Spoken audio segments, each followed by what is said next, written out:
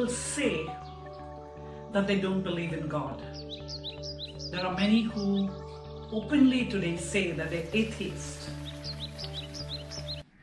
Well, I have a very personal relationship with God. I remember as a little girl going to Mass with my mum. My mum was a widow at the age of 35. And she said to me when I was a young girl, she said, "Ellen, when I heard the news of your daddy's death, that was the one time I felt God just holding me." She says, "I've never felt the presence of God at any other time as powerful as I felt when I got the news of your father's death." I kept that always in my mind, and as a little girl, I often attended Mass with my mother early in the morning.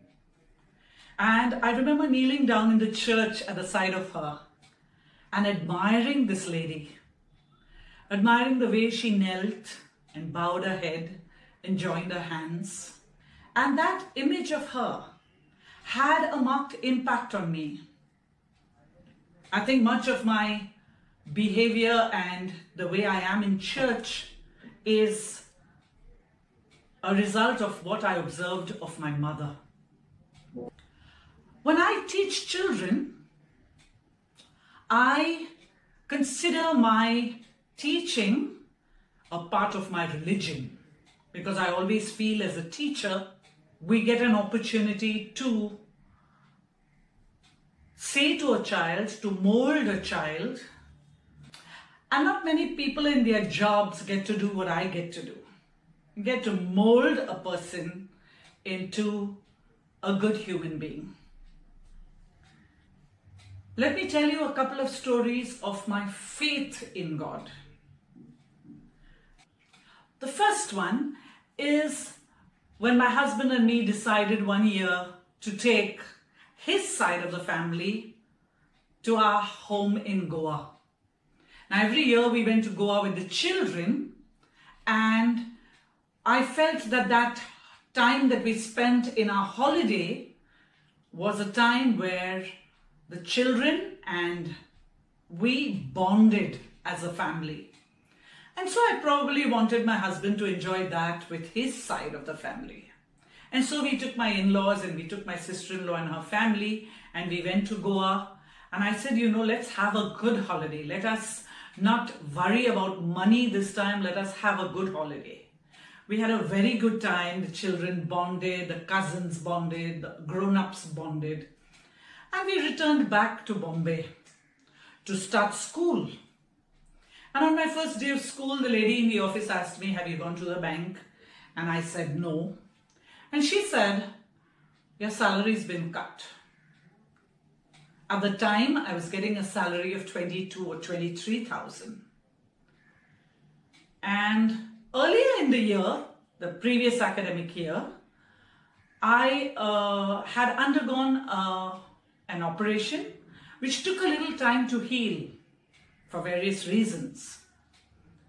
And my principal decided that she needed to cut my salary as well as my leave. I had a good amount of leave that was there. So anyway, I went to the bank and I did find, yes, that of my salary of 22,500, 20,000 was cut. I remember going home that afternoon very disappointed, very sad, and one thought kept running in my head. And the thought that kept running in my head was, I went on a holiday and I did something nice for someone else. I never thought of myself and giving something good to me and my family, but I thought of doing for the extended family. And I spent the money that we had. And here I come back to Bombay and I realize I have no money. So I was feeling very sorry for myself. I remember entering the house and kneeling down in front of the Sacred Heart and asking God, why? Tell me why. I wept a bit, but I did one thing. I left that problem at the feet of God. I said, you are going to look after this problem. I don't know how you're going to look after it, but you're going to look after it.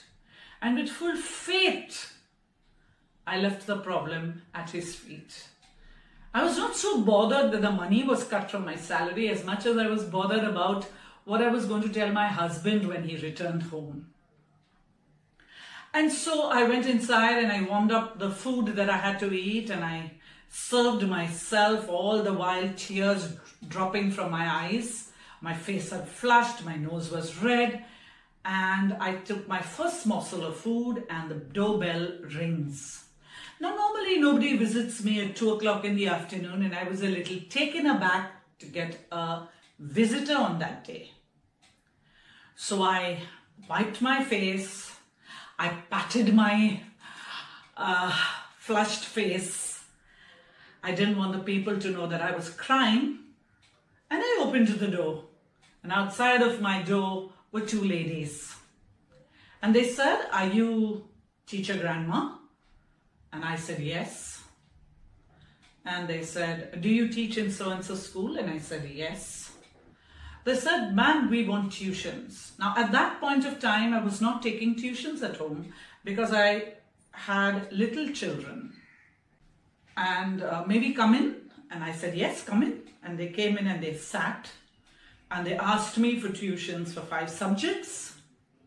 And they told me that they were not only the 2 that were going to join me for tuitions, but they had 5 others that were going to join the class. So looking at it in a positive light, considering that I had just had my salary cut, I told them that I would charge them 20,000 rupees per child. Now when parents come for tuitions, they don't come with the tuition fees. They come to look at the tuition teacher, they come to look at the place where the children are going to study, they come to see whether the person is good enough or not. And so when I quoted my fees, I least expected the first lady to open out her purse, take out a bundle of 100 rupee notes and give it to me. And the second lady do the same thing. So I got 10,000 one lot, 10,000 a second lot. And I was stunned. They said, "This is the first installment. You'll get the second installment after a couple of months." They appreciated, fixed the tuition and left. And there I was with 20,000 removed from my bank, me leaving this problem at the feet of God. And God didn't put 20,000 in my bank, He gave me 20,000 cash. My husband came home in the evening, and while we chatted and had a cup of tea together, I told him that she cut my salary and I have only 2,000 in the account. And there in my husband's face, I could see the worry and the fear. How are we going to manage? But before he could say, "I told you we shouldn't do this," I said, "1 minute, that story is not over." And I told him of the 2 ladies that came. I got up from where I was sitting and having tea, opened my cupboard and took out the 2 bundles of 100 rupee notes, and I said, "Here's the 20,000 that God has returned to me." What I want to say to you is, my deep faith, and nothing but my deep faith, is what I believe got me that money back at the time when we needed it. And I'll tell you that it was not even 2 minutes after I said, "I'm keeping this problem at your feet," was my problem sorted out. So very often in life, we say we have faith in God, and yes, in His time, He makes all things beautiful in His time. But very often in life, we want things done in our time. And sometimes the time is not the best. I'll tell you another incident that I encountered. So in 2012-13, there was this combination of malaria and jaundice that was doing the rounds in Bombay. At that point of time, my husband managed to get both malaria vivax and falciparum as well as jaundice. And he was not well at all. He was taken to hospital and in the morning shifted to the ICU. When he was in the ICU, the doctor sent for me and the doctor told me, your husband's kidneys have stopped working and he's going in for multiple organ failure. He has 3 hours to live. I was stunned. But I said to the doctor, doctor, you believe in medicine and science. I've brought him here. You do your job. I will see my husband and I will fight with God. Now this gentleman did not think that I really understood what he was saying. And he said, no ma'am, I don't think you've understood. He is going in for multiple organ failure. He needs to have dialysis. I said, no dialysis. I'm not letting him have dialysis. He said, the poison will roll in his system. He requires it. And I said, no, he's not going to have dialysis done to him. He is going to fight this and I'm going to fight with God. So he must have thought this lady is a bit of a whacked out job. She may be not understanding. I went to my husband. He said, you go and speak to your husband and say what you need to say to him. So I went to my husband. My husband is a hockey player. And I said to him, I said, sweetheart, you've played many matches. But this match that has been given to you to play is a match you're playing for me. You're not giving up because I'm not giving up. You're going to fight this and you're going to make your body work. Don't feel sorry for yourself. I said this to him and I walked out of the ICU. On the way to the chapel in the hospital, I called my aunt and I told my aunt, I don't want you to come to the hospital. I don't want you to bring money. I don't want anything. I want you to pray. I want you to inform the family that my husband is suffering from multiple organ failure. And I want you to call my brothers who are in Canada. Tell them to get off their beds. It's the middle of the night and kneel down and pray because that's what I want from them. I want him to get well. I said, you don't call me, I will call you. If I need anything, I will reach out to you. And I walked to the chapel with, of course, tears in my eyes. And I remember looking at the Blessed Sacrament and saying, why? Once again, why? And I really actually, I think, fought with God. And I said, the children are too small and I'm not ready to let him go. And you don't have the right to take him and you better make him well. I believe that you are going to make him well. I said this, I prayed a little bit and I came out of the chapel. 5 o'clock to 7 o'clock is visiting hours. The whole 5 to 7, I sat massaging my husband because even the tips of his fingers were paining him. I massaged and I only talked and I talked and I told him that he needed to get well and that he needed to tell his kidneys that they had to start working because I had told the doctor that at 7 o'clock I would sign the paper for them to start dialysis and I didn't want dialysis.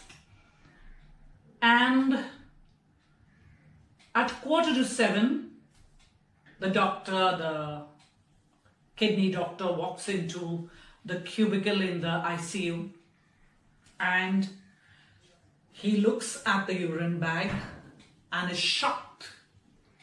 He says, oh, these kidneys have started working. And I walked around the bed to look at the bag and the bag was filling with black urine. So he said, then there's no dialysis that needs to be done. And I said, yes, there's no dialysis that needs to be done. And I had 15 minutes more to tell my husband that he did a fantastic job and that he was on the road to recovery.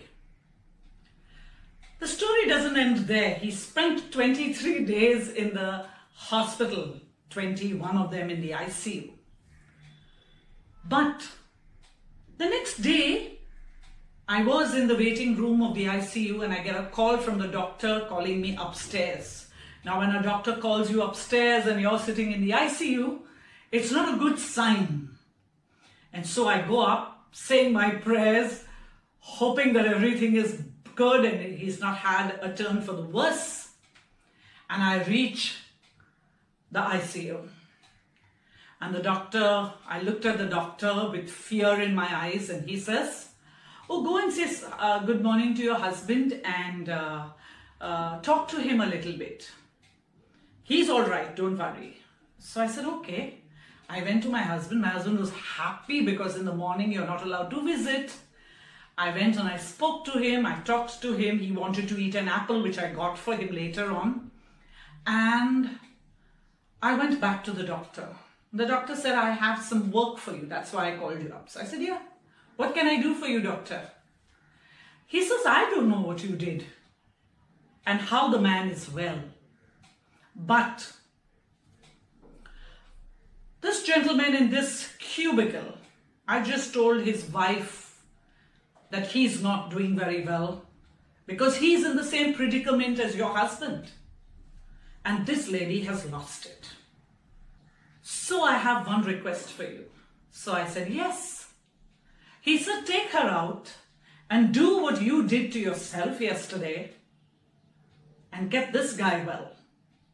So I said, okay, that's not a problem. And so I put my hand on that girl and I said, please come. The doctors asked me to speak to you. So she was all tears and runny nose and all of that. I said, come. We went outside and I gave her the talk of her life. I said, my husband was in the same situation and I didn't give up on him, even though the doctor gave up on him. Your husband is sick and you have given up on him. You have to be strong for him. You haven't to give up. And I gave her the whole 9 yards. I said, you go back in and you tell him to fight for you. If you give up, how do you expect him to fight? So you tell him that he's doing it for you. Then maybe he'll do it. And she did that. And I said, come on. After you're done with that, we got to go to fight with God. So she finished with the husband.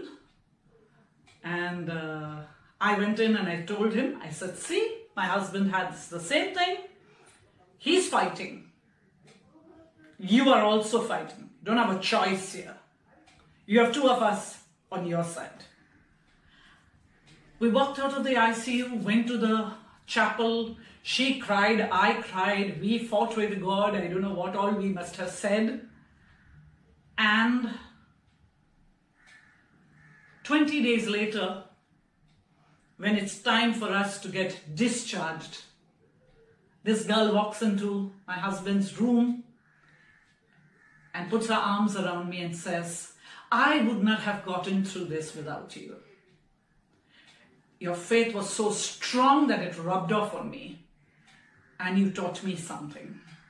And so I say, faith is something that should be deep rooted in you.